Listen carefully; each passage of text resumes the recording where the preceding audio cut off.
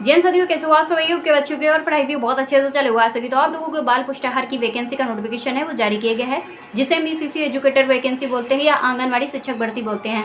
इसमें शिक्षक बनने का मौका मिलता है आप लोगों को, और इसमें क्या होता है कि बहुत अच्छी आपकी वैकेंसी है जो कि 1.5 साल से ऊपर हो गया है उत्तर प्रदेश के अंदर ये वैकेंसी को आते आते। देखिए ऐसा होता है कि उत्तर प्रदेश के अंदर बहुत सारी आउटसोर्सिंग पर वैकेंसियाँ देखी जा रही हैं और काफ़ी अच्छे पोस्टों पर देखी जा रही हैं और काफ़ी अच्छी सैलरी के साथ देखी जा रही हैं।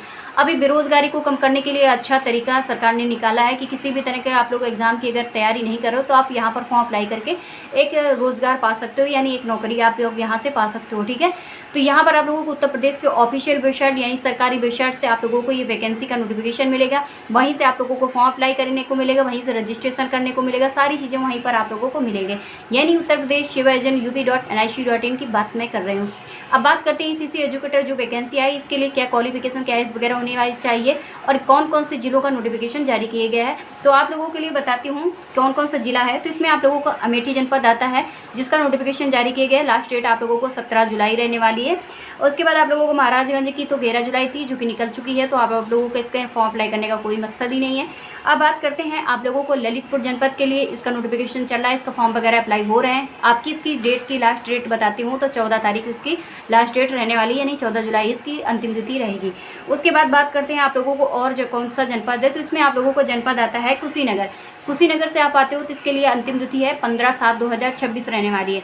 तो ये इतने सारे जिलों का नोटिफिकेशन चल रहा है, फॉर्म वगैरह फिलिंग हो रहे हैं। तो अगर आप इन जिलों से बिलोंग करते हो तो आप इसका फॉर्म अप्लाई कर सकते हो। लेकिन उससे पहले आप लोगों के लिए और भी बहुत इंपॉर्टेंट यहाँ पर इन्फॉर्मेशन दे देती हूँ कि भाई इतना सब कुछ है लेकिन इसके लिए क्वालिफिकेशन क्या होनी चाहिए। इसके लिए आप लोगों के पास एज होना चाहिए वो 21 से लेकर 40 वर्ष होना चाहिए। SC/ST 5 कैंडिडेट मतलब क्या है, SC/ST कैंडिडेट्स के लिए 5 ईयर्स, OBC स्टूडेंट्स के लिए 3 ईयर्स यहाँ पर एज पे छूट मिलती है। उसके बाद बात करते हैं आप लोगों के पास क्वालिफिकेशन के लिए। तो आपके पास क्वालिफिकेशन होना चाहिए वो BA पास होना चाहिए। अगर आपने BA कर रखा है तो ईसीसी एजुकेटर का फॉर्म अप्लाई कर सकते हो। बैचलर ऑफ आर्ट्स वाला स्टूडेंट जिसे होम साइंस अगर लिया है तो ही इसका फॉर्म अप्लाई कर सकता है।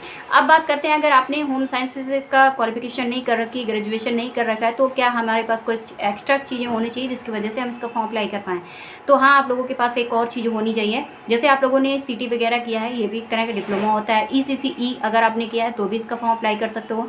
अगर आपने क्या है DPSC किया है तो DPSC से भी इसका फॉर्म अप्लाई कर सकते हो। यानी 3 से 4 डिप्लोमा और भी इस पे जोड़े जाते हैं जिसकी वजह से आप इसका फॉर्म अप्लाई करने का एक अच्छा मौका पा सकते हो। ठीक है, तो ये सारी चीज़ें आप लोगों की यहाँ थी। आज मैंने आपको शॉर्ट तरीके से सारी इन्फॉर्मेशन देने की कोशिश की है क्योंकि आप लोगों को बहुत ज़्यादा आप लोगों को कंप्लेंट्स रहती कि दीदी थोड़ा शॉर्ट तरीके से वीडियो बनाइएगा जिससे हमें शॉर्ट में ही सारी चीज़ें कवर हो जाएँ और अच्छी तरीके से हमें समझ भी आ जाए। अब आप लोगों को फॉर्म कैसे अप्लाई करना है, अगर आप लोगों को लगता है कि भाई इसमें फॉर्म अप्लाई करना है लेकिन इससे सैलरी कितनी होनी चाहिए, बहुत सारा क्वेश्चन तो यहीं से अटक जाता है कि आपकी सैलरी कितनी होनी चाहिए। भाई बिना सैलरी के कहाँ ठिकाना है। तो इसमें आप लोगों को सैलरी आंगनवाड़ी से बहुत अच्छी होती है, यानी आप लोगों को आपके ही जनपद में सिलेक्शन होता है जहाँ पर आप लोगों की सैलरी होती है 10,313 रुपये पर मंथ आप लोगों की। ठीक है, तो इसमें आप लोगों का बेहतरीन मौका होता है। लेकिन ये होता है कि वो सरकारी परमानेंट आंगनवाड़ी रहती है, यहाँ पर आप लोगों को हटाने का मौका मिल रहा है। ये सरकार मतलब क्या है हटा देती है, एक समय देती है, इतना समय नहीं देती है कि आप लोग वहाँ पर बने रहो। इसलिए ठीक है, बहुत सारी लड़कियों का ईसीसी एजुकेटर में हुआ है सिलेक्शन, आप लोगों ने देखा है। स्क्रीनशॉट में लगाती रहती हूँ आपको शॉर्ट वीडियो पर, जहाँ से आप लोग देख सकते हो कि कितनी सारी लड़कियाँ सेलेक्ट हो रही हैं मेरे चैनल से। इसके बाद फॉर्म कैसे अप्लाई करना है, तो देखिए आप sevajan.UP.NIC.in पर ही ये आपकी वैकेंसी मिलेगी जहाँ से आप इसका फॉर्म अप्लाई कर सकते हो। और जिसको भी अप्लाई करना नहीं आता है, लिंक वगैरह तो कमेंट डिस्क्रिप्शन में प्रोवाइड ही कर देती रहती हूँ मैं। अगर आप लोगों को लगता है कि भाई इसका फॉर्म अप्लाई करने के लिए कोई मैं हेल्प करूं, तो आप लोगों को कमेंट एंड डिस्क्रिप्शन पे 2 नंबर्स प्रोवाइड किए जा रहे हैं कंटिन्यू, वहाँ पर आप लोगों को मैसेज करना है। आपको ये नहीं सोचना है कि भाई आपने मैसेज किया तो आप लोगों को मैसेज का रिप्लाई उधर से आएगा।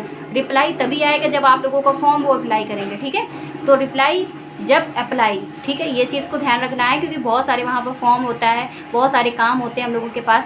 इस वजह से वहाँ पर जब काम शुरू होता है ना आप लोगों का, तभी आप सबके मैसेज आते हैं। ठीक है, तो आप परेशान नहीं होना, एक बार रजिस्ट्रेशन करवाना होता है, बार बार कभी भी नहीं रहे, लाइफ टाइम आप लोगों का फ्री हो जाओगे। बस एक बार रजिस्ट्रेशन करवाना है। जितने भी डॉक्यूमेंट्स आप लोगों के पास हो, कोई एक्सपीरियंस हो, कोई स्किल डिग्री हो, कुछ भी हो तो आप एक ही बार लगा सकते हो। ध्यान रखना मेरी बात, बार बार मैं कह के जा रही हूँ आप लोगों को कि ये आप लोगों की चीज़ें हैं, एक ही बार वहाँ पर फिलिंग होगी। तो प्लीज़ कोशिश ये करना कि जब भी आप लोग रजिस्ट्रेशन करवाना सेवा योजना पर, तो उसको इस चीज़ को ध्यान रखते हुए मेरी बात को वहाँ पर फिलिंग ज़रूर करवा देना, जबकि आप लोगों को आने वाली वैकेंसियों का बेनिफिट आप लोगों को हो सके।